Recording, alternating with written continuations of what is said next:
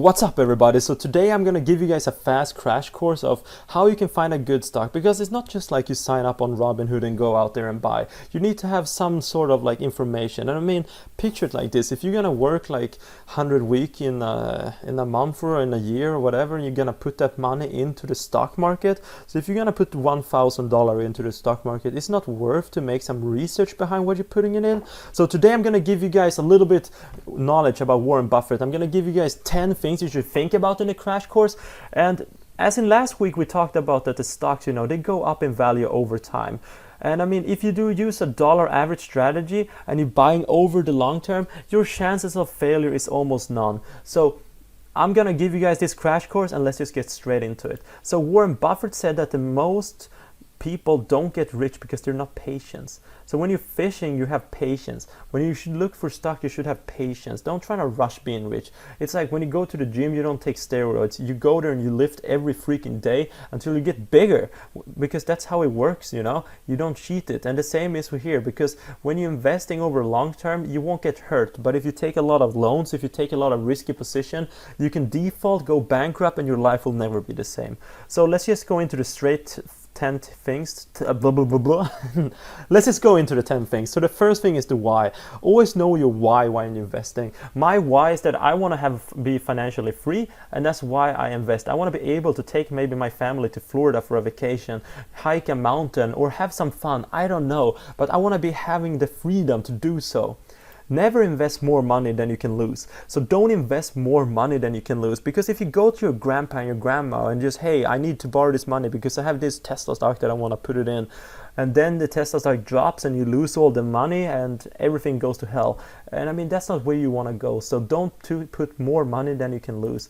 And then understand what you're investing. And I think this is an underestimated thing. You always have to understand what you're putting your money into. So do some research, put some hours into trying to understand the companies. Like if you're going to invest in Coke, understand what Coke is doing. If you're trying to invest in Tesla, understand what they're doing.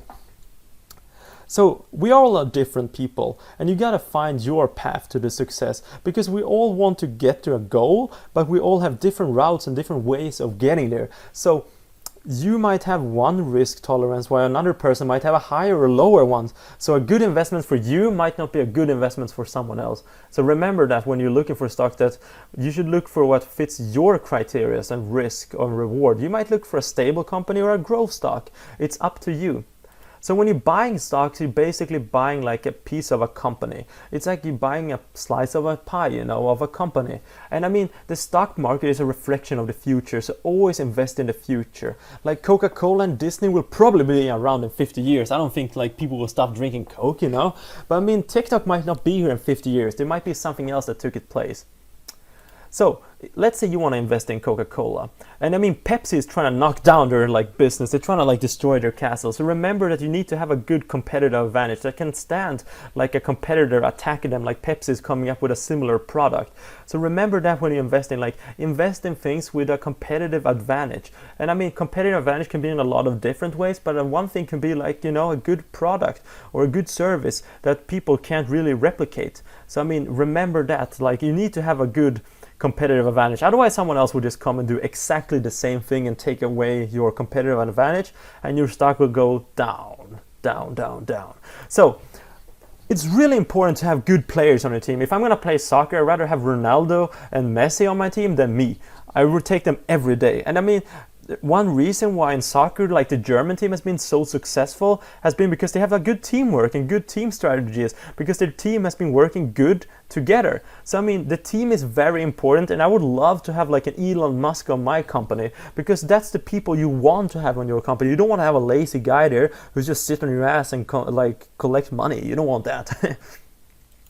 So when you're investing, you want the company to be either a growth stock, which is growing and has a potential of making a lot of money, or you want them to be making money. So I mean, looking for the money is a good way to find a good stock. Sorry, I burped.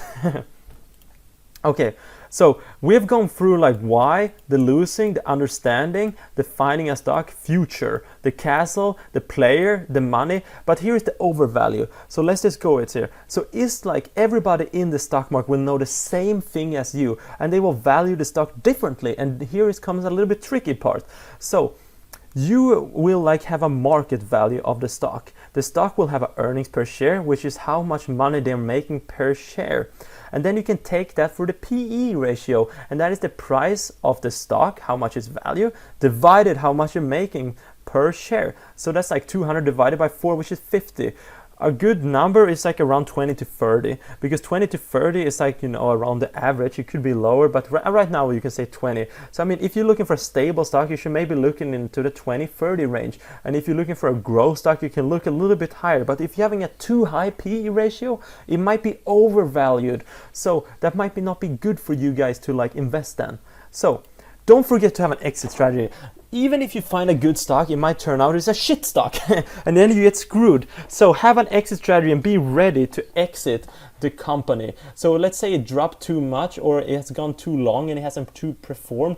Make a revaluation of the company and then you might have to exit it. So don't forget to exit both when it goes bad and when it goes good. Maybe you don't want to keep the stock forever. Maybe you want to sell it, or maybe you do want to keep it, but just don't forget that it's easy to buy, but sometimes it's hard to sell. Maybe you sold too fast or too early, but have an exit strategy that you know, like, okay, I'm gonna sell now, and then don't blame yourself if you sold too early or if you sold too late.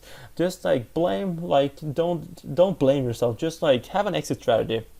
So let's just go over all of them again. It's like, why are you investing? You know, understanding you can't lose too much, understanding the stock, you know, finding it, the future, castell, player.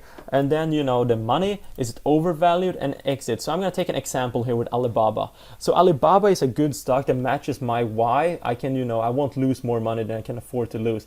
I understand that they're an e-commerce business in China, and, you know, I found it, and they're matching my standards and my values. They're like pretty big market cap, which I don't like, but I like what they're doing. And I like that, you know, in the future China's going to take over as the world superpower, and I think this could like have a growth potential to Alibaba because they're making a lot of money. You can see right here, they're like, you know, money must be funny. It's increasing over time, and you can see both the earnings and the revenues have been going up steadily, which makes it like you get a low PE ratio and a good earnings per share, which is very sexy. So I mean, this is a company that I'm liking. So you can see that they have a good, like, you know, you have like this guy who founded it. Boom. So they founded, like, you know, it's like a kind of like they say he's like a Chinese Elon Musk or whatever. Some people don't think he is, some people do. But I mean, I bet you they have some really good, strong team there, because I've been looking into it and they seem to have a really good team. The CEO seems to be good also, by the way. But the point I'm trying to make is like, when you're gonna go and buy a stock, don't just go out and say like, okay, I'm gonna buy this stock because someone told me. Try to make this like thing for yourself. Just these 10 things, like, why am I investing? Can I afford to lose this money? Do I understand what I'm investing in? Is this matching my values? Do you think this will be around in the future? Does this has like a castle, a protection? And how are the players on the team? Are they making money? And is overvalued or not? So, and the exit strategy, of course. So when you're buying and looking for stocks, look for all of these things. And I can put this like down there with a PowerPoint so you can look it for yourself and so you don't forget about it when you're buying stocks. But don't just sign up for like Robinhood and just go out and buy a stock. Have a plan of why you're buying a stock and invest over long term, and then you will be financially free. So I hope you like this video. I hope you enjoyed this short crash course of how to invest 101. So take care, everybody. Bye.